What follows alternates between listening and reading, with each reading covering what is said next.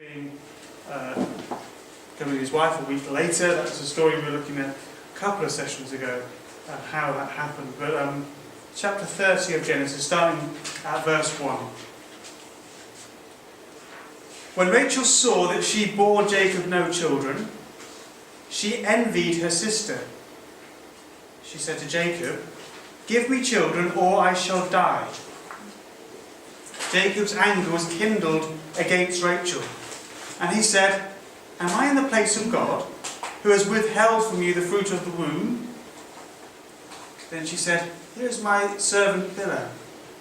Go to her, so that she may give birth on my behalf, that even I have children through her." So she gave him a servant. She gave him her servant Bilhah as a wife, and Jacob went into her. And Bilhah conceived and bore Jacob a son. Then Rachel said, "God has judged me, and has also heard my voice and given me a son." Therefore she called his name Dan. Rachel's servant Bilhah conceived again and bore Jacob a second son. Then Rachel said, "With mighty wrestlings I have wrestled with my sister and have prevailed." So she called his name Naphtali. When Leah saw that she had ceased bearing children, she took her servant Zilpah and gave her to Jacob as a wife. Then Leah's servant Zilpah bore Jacob a son. And Leah said, "Good fortune has come." So she called his name Gad. Leah's servant Zilpah bore Jacob a second son. And Leah said, "Happy am I, for women have called me happy." So she called his name Asher. In the days of wheat harvest, Reuben went and found mandrakes in the field and brought them to his mother Leah. Then Rachel said to Leah, "Please give me some of your son's mandrakes." But she said to her, "Is it a small matter that you have taken away my husband? Would you take away my son's mandrakes also?" Rachel said, "Then he may lie with you tonight in exchange for your son's mandrakes." When Jacob came from the field in the evening, Leah went out to meet him and said, "You must come in to me, for I have hired you with my son's mandrakes." So he lay with her that night. And God listened to Leah, and she conceived and bore Jacob a fifth son. Leah said, "God has given me my wages because I gave my servant to my husband." So she called his name Issachar. And Leah conceived again, and she bore Jacob a sixth son. And Leah said, "God has endowed me with a good endowment. Now my husband will honour me because I have borne him 6 sons. So she called his name Zebulun. Afterwards she bore a daughter and called her name Dinah.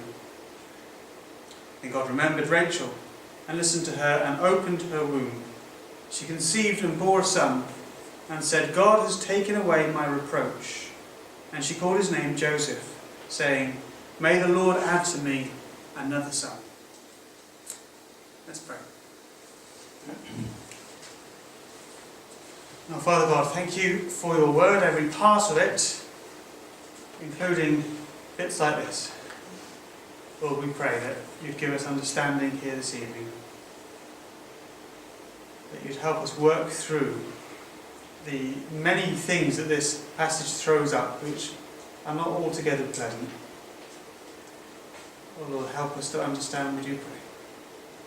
And help us to see how our lives should change to be more and more in the way that you've intended us to be.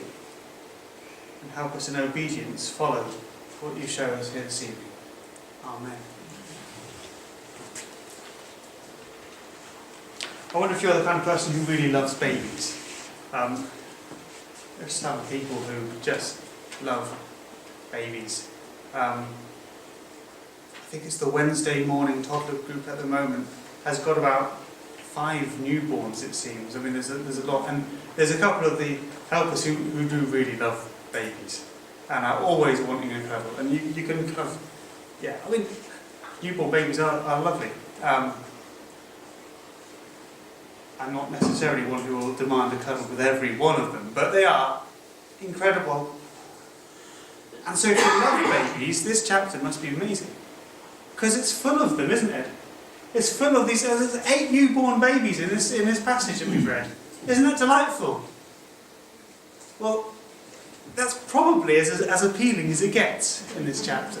I mean, you don't get to cuddle them, you don't get to that newborn smell. I mean, there's nothing really much beyond just the fact that all these little babies are being born. That's at all appealing about this chapter. In fact, it's just full of mess, isn't it? This is an incredibly messy passage of the Bible in terms of the situation that we find. And our first point completely reflects that. The messes we make. The messes we make. We're just going to go look through this whole story really and just try and unpick all the mess that's happening here. And it starts off in verse 1 where Rachel becomes jealous of her sister Leah.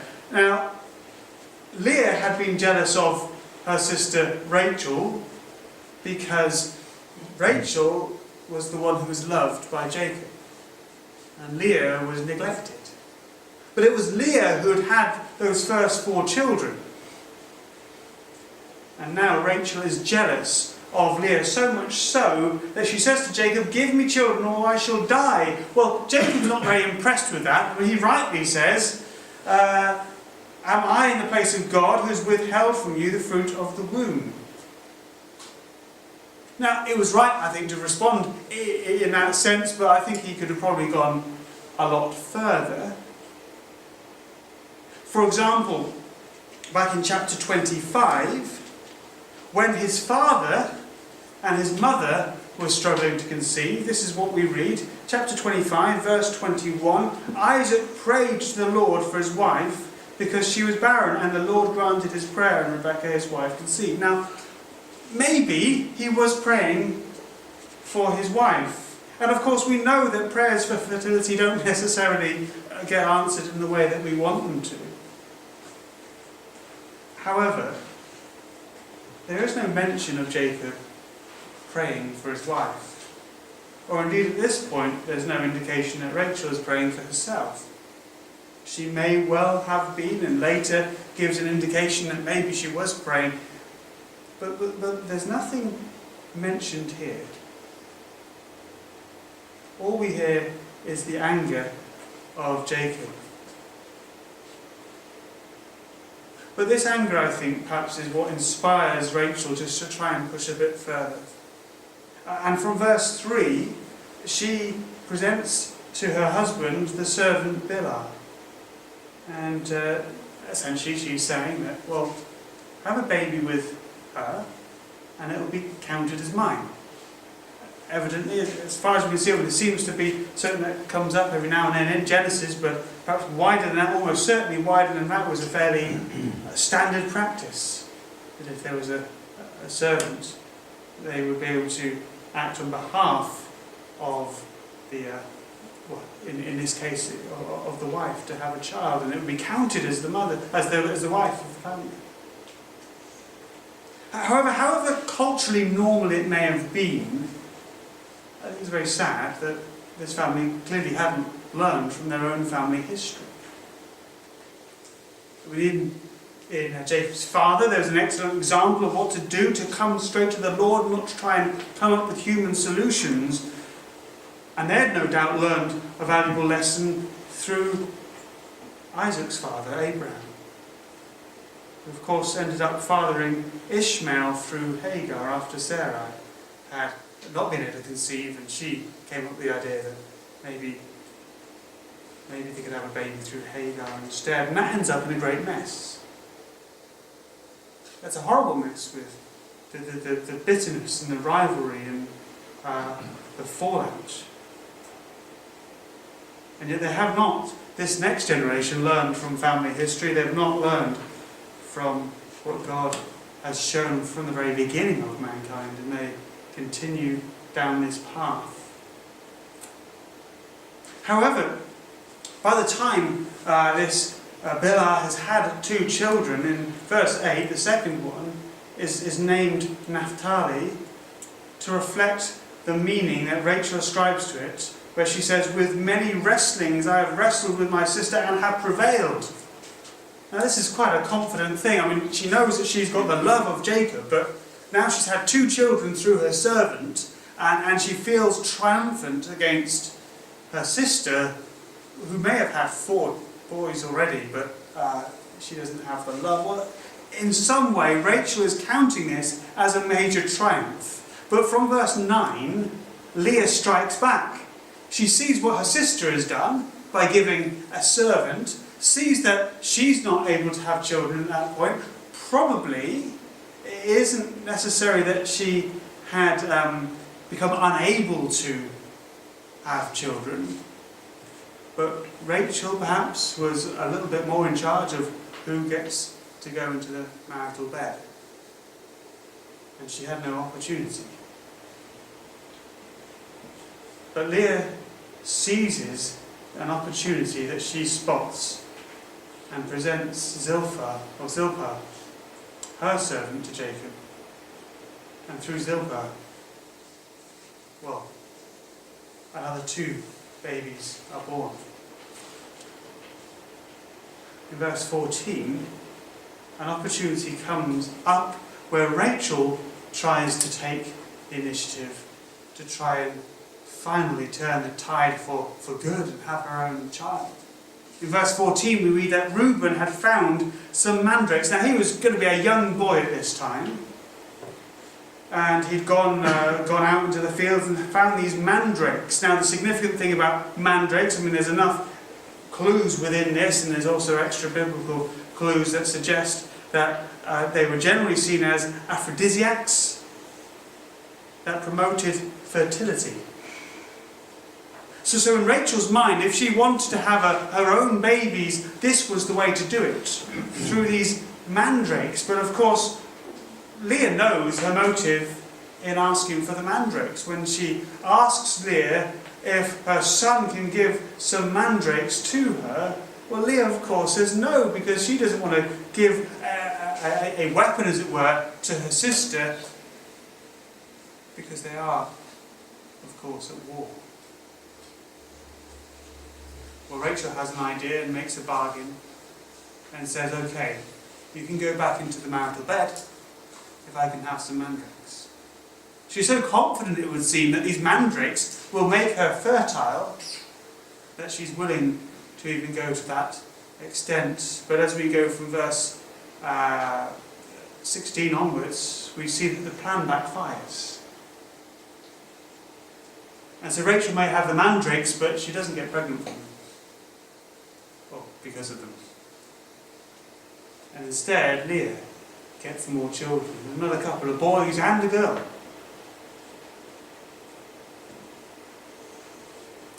Well, verse 22 comes, and finally Rachel is able to have a son. She gives birth to Joseph. And even then, the warring, the battling hasn't finished. It continues to be a messy situation, doesn't it? Because, of course, we know the story of Joseph. And with Joseph being a favourite because of who his mother was, that causes problems, and I'm sure we do know the story of Joseph well enough to see that the family is still in such a chaotic mess. As some brothers try and kill one of the others, I mean, it's a horrible situation. I mean, it's just not the kind of family that you'd want to be part of. It's a messy situation. And in this mess, nobody is really happy. You don't get the impression really anyone's happy. Now in verse 13, there's the protest from Leah that she's happy. Leah said, "Happy am I, for women have called me happy." So she called his name, the son's name, Asher. Now, I don't know, maybe in that instant, maybe she really was happy. I wonder if she's just trying to convince herself that she's happy, because everything else that comes before and comes after doesn't make her sound particularly happy. Now, last week we were looking at her story, and we see that she gets to this point where she is content in the Lord more than she is longing for contentment in her husband. But she's still not in a happy place. Rachel, meanwhile, is so unhappy that she, verse 1, would be willing to die. It is a messy and unhappy situation. And the reason it's such a mess is because it goes against what God's plan was. Back in Genesis chapter 2 and verse 24, we read what God's intention is for men and women and marriage. It says, "Therefore a man shall leave his father and mother and hold fast to his wife, and they shall become one flesh." The mandate that God has given is for there to be a marriage being the central relationship, for that marriage to be exclusive. The husband is to hold fast to his wife, to be cleaved to her, to be joined to her, and they shall become one flesh. This is God's directive for marriage between a man and a woman, to be lifelong, to be exclusive. And whenever that is deviated from, we make a mess. In this story, we just see such a mess coming from the jealousy that comes. And all the other hurts that come along whenever we start deviating from that plan. And today, I don't think there are many people who would be able to get away with having 4 wives in the sense that Jacob does. When you look at Jacob's story, I don't think many men would want that kind of situation. I don't think he could have been a happy man. The one he loves most of all is in such a bad state that in verse 2 his anger is kindled against Rachel. He's not happy having these 4 wives bickering and fighting. Maybe some men like the idea of women fighting over him. No, this is not a pleasant existence.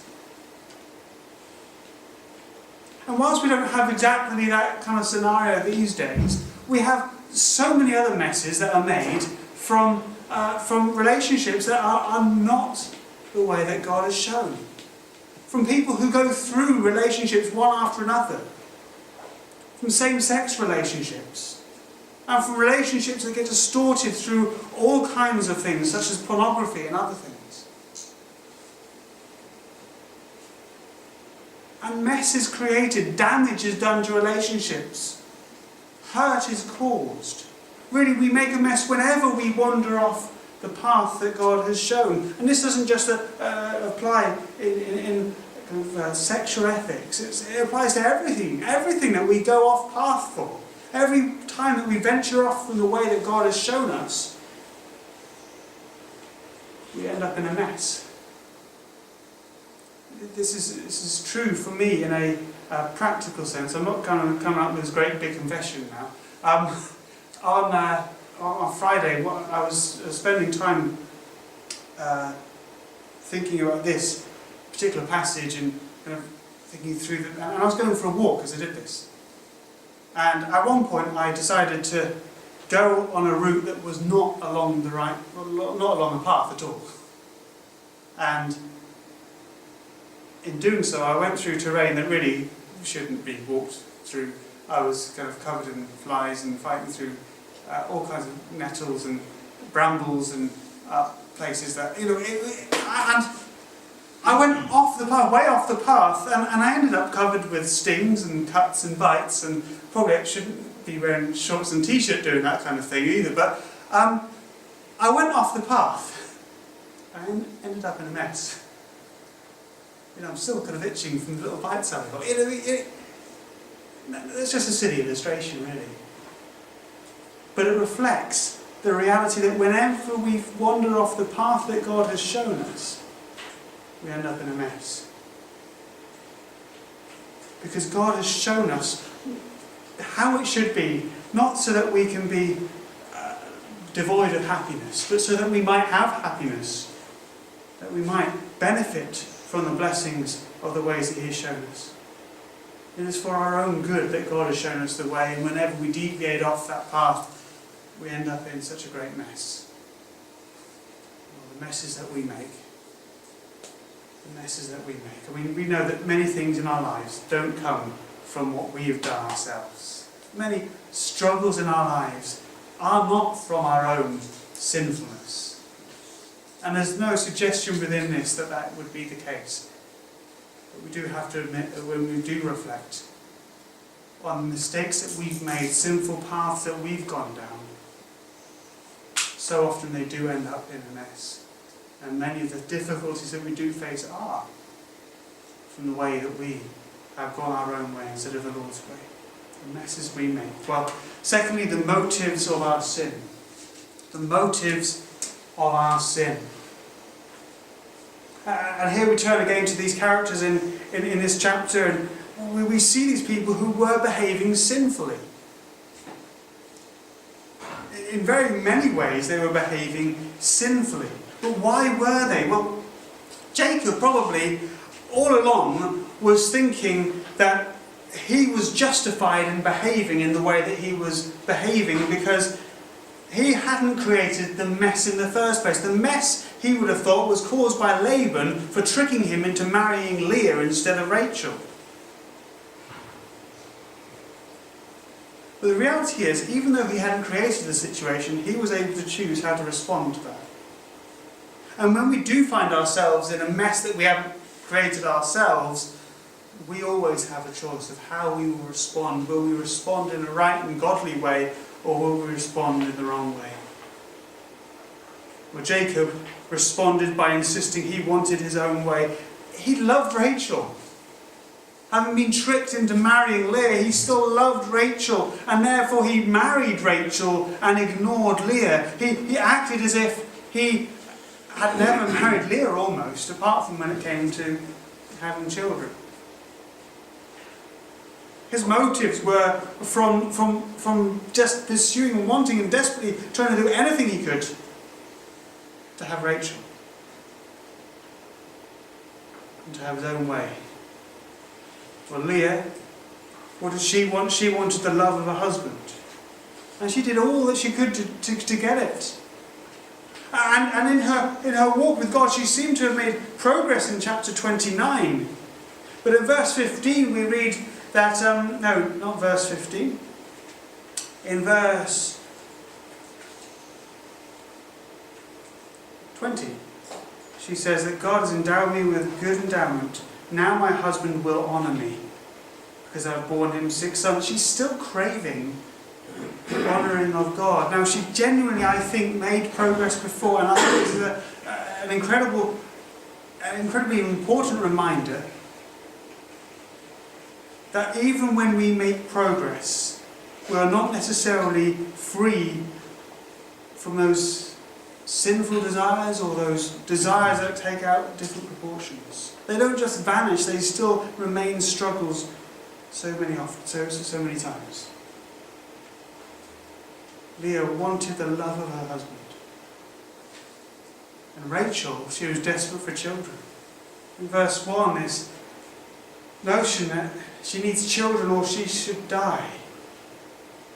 She was desperate for children. Verse 23 also shows how much she wanted it, because she says, when she finally does conceive and give birth to a son, she said, God has taken away my reproach. She felt she had a reproach, she had a bad reputation. People looked at her maybe and laughed because there was Rachel who couldn't have children. Thankfully we don't have that kind of attitude in these days, but in her day, that was how people did react. There was such a stigma to not being able to have children. And so Jacob had a love for Rachel. Leah had a desire for love, to be loved. Rachel had a desperate longing for children. These were their desires. And there's really nothing wrong with those desires in the right context, is there? There's nothing wrong with them until they become bigger than a desire for God. And that's what happened here.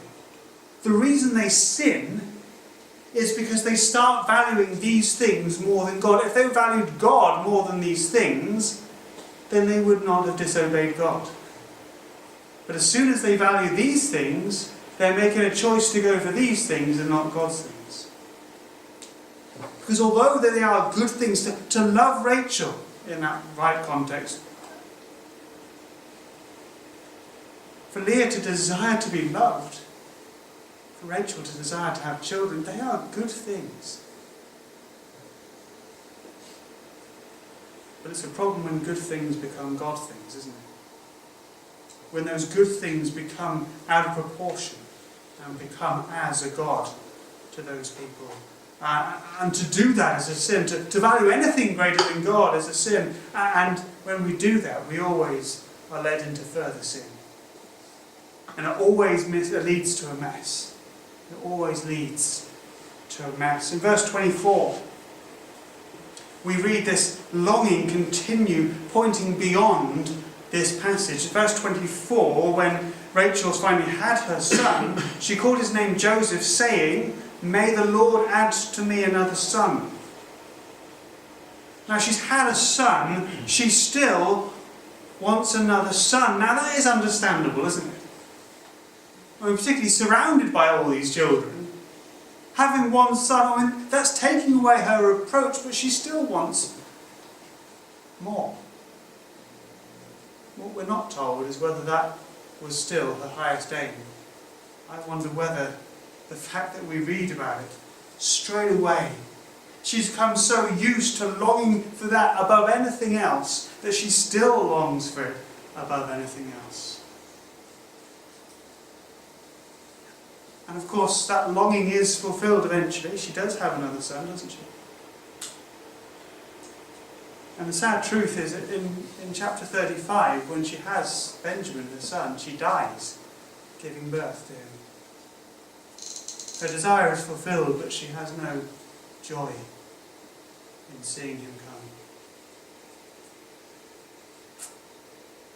She has this great desire.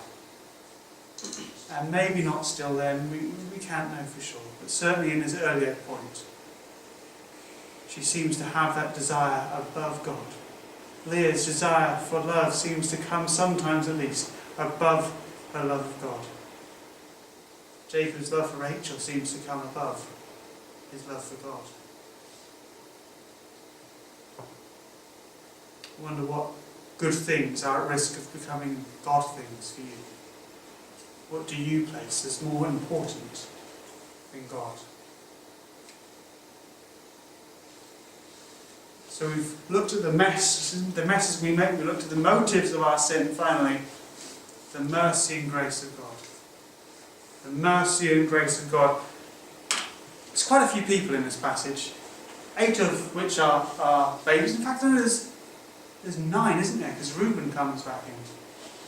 So 9 children in this passage, 5 adults, 14 people altogether. But it is God who is the main character. It is God who's always in control. And one of the incredibly lovely things that we see in this passage is that God is listening. Even though this is a situation full of mess, God is listening to these wives and maybe even Jacob. Well, verse 6, Rachel says that God has judged me and has also heard my voice and given me a son. Therefore she called his name Dan. Now, that is her opinion. In fact, that may not even be her opinion, that's what she says. We can't be sure that she was convinced that she had done the right thing, honouring God in giving her servant to Jacob. I'm quite sure she hadn't done the right thing there. I'm not sure that she's truly interpreting this to be a work of divine grace. But it indicates that she had been praying. If she says that God has heard my voice, it indicates that she has been calling to God. And as the story progresses, we read that Leah has been calling to God as well. And in verse 17, we read that God listened to Leah, and she conceived and bore Jacob a 5th son. Now this time, this isn't coming from the words of the mouth of one of the characters. This is coming from the narrator, who just concretely states it as a fact that God listened to Leah. Here is Leah going kind of up and down in her spiritual walk, seeming to make some real progress in last week's passage, and then kind of stooping down low again, giving her servant Zilpah to Jacob. And it's a mess, isn't it? And yet God is still listening to her. She may have made mistakes, but God listens to Leah and he answers her prayer and she conceives. And whilst we can't be sure whether it was the response that Rachel thinks earlier, well, God is listening to Rachel as well. Verse 22, then God remembered Rachel. That's significant to speak in that terms. It isn't that he forgot her, but he chooses at this point to come and bless her. God remembered Rachel and listened to her and opened her womb. So God is listening to Leah and Rachel, and God is remembering and showing grace to them. And the wonderful thing is, not just in their mess, but in all the messes that we find ourselves in, God is able to help. God is able to come to our messes and meet with us. God is able to come and he is listening for us to call him. Whenever we're in those messes, whenever we're in those situations, whether it's caused by ourselves or others, God is there not only to come and sort it out when that's needed, but to give us the strength to do what we need to do. And sometimes that is the solution, isn't it? That we might have the strength given by God to respond in the way that we need to. And as we go on in this story, we see that God does bring some kind of redemption to all this mess. This passage finishes off with some great promise, doesn't it, really? Because we read about the birth of Joseph. And we know how the story continues if we know the story of Joseph. We know the significance of this last utterance of this passage being that Joseph is born. Because as we already mentioned, Joseph, well, he goes on to be Jacob's favourite son because he's born of Rachel, his favourite wife. And that causes more trouble, but then this trouble ultimately leads to Joseph being sold as a slave to Egypt, and in Egypt, eventually after many ups and downs, he is used mightily by God to bring salvation to the whole region, including to his own family. And in that way, and in so many other ways, Joseph points to Jesus, the ultimate rescuer, the one who's come and done the act of redemption for us, that we might be saved from the consequences of our sins, because Jesus bore the price for us on the cross. Joseph points to Jesus in so many ways, and so the fact that at the end of this passage we have this introduction of Joseph, we know the story of Joseph is now starting. We won't properly get onto it for many chapters, and so in terms of this series it's going to be a long time before we get onto the story of Joseph, but the promise is there. The story of God redeeming and rescuing his family through Joseph. And how that points to our ultimate redemption in Christ. We have this little pointer here. She called his name Joseph. And the name Joseph is significant. If you've got a Bible, you may have a footnote. I've got this footnote that says this. Joseph means, may he add, and sounds like the Hebrew for taken away. So it means may he add, and it sounds like taken away. Evidently lots of names in the Bible are built on kind of plays on words. It's just extraordinary that there is this Hebrew word that means may he add, but sounds like taken away. Because they're opposite things, aren't they? Because they're not quite opposite if they're talking about different things, and that's the reality for Rachel. Because in verse 23 we read, she conceived and bore a son. She's been given a son. That's what she means by the name may he add. God has added. And she also means that in terms of another son, may he add another son. And what gets taken away? God has taken away my reproach. And isn't that true for us? That in Christ, our reproach is taken away. Our worthlessness, our bad reputation, our sinfulness, our problem is taken away. Why? Because he's given another Son. He has taken away our sinfulness and given us redemption by giving us his Son. This is the name, Joseph. It's beautiful, isn't it? It means may he add. And it sounds like taken away. He has taken away our sin by adding his Son. This looks forward ultimately to the coming of the Son, of Jesus, who was added, who came for our redemption, that our sin may be taken away. Praise God.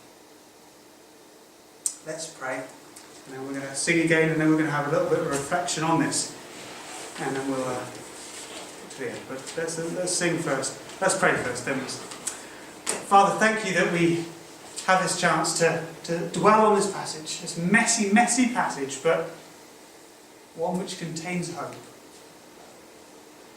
Oh Lord, we see the sinfulness of people and the mess it makes, but we see that you are listening, that you are close, and that you respond and point to Jesus. And in all our mess, Lord, help us to point to Jesus, we pray. Amen.